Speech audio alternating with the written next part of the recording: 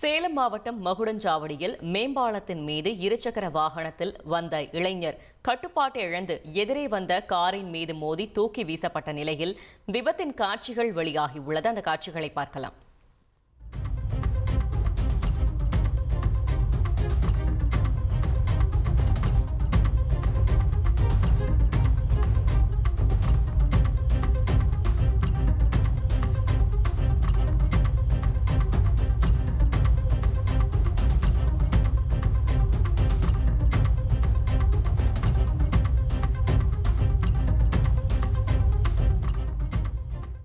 கூடுதல் தகவலை செய்தியாளர் நல்லமுத்து வழங்க கேட்கலாம். நல்லமுத்து, வணக்கம். அந்த இளைஞரின் நிலை தற்போது எப்படி இருக்கிறது? இந்த விபத்து தொடர்பான முழு தகவல்களை சொல்லுங்க.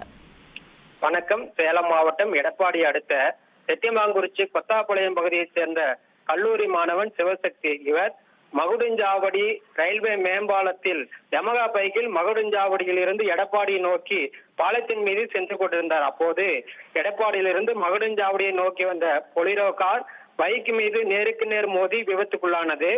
இந்த விபத்தில் இருசக்கர வாகனத்தில் வந்த சிவசக்தி தூக்கி வீசப்பட்டு கார் மீது விழுந்து சிறு காயங்களுடன் அதிர்ஷ்டவசமாக உயிர் தப்பினார். உடனடியாக அருகில் இருந்தவர்கள் அவரை மீட்டு தனியார் மருத்துவமனைக்கு அனுப்பி வைத்தனர். இச்சம்பவம் குறித்து மகுடஞ்சாவடி போலீசார் வழக்கு பதிவு செய்து தீவிர விசாரணை மேற்கொண்டு வருகின்றனர். இருசக்கர வாகனத்தின் மீது கார் நேருக்கு நேர் மோதிக்கொள்ளும் சிசிடிவி காட்சிகள் தற்போது வெளியாகி பெரும் பரபரப்பை ஏற்படுத்தி வருகிறது. தகவல்களுக்கு நன்றி நல்லமுத்து.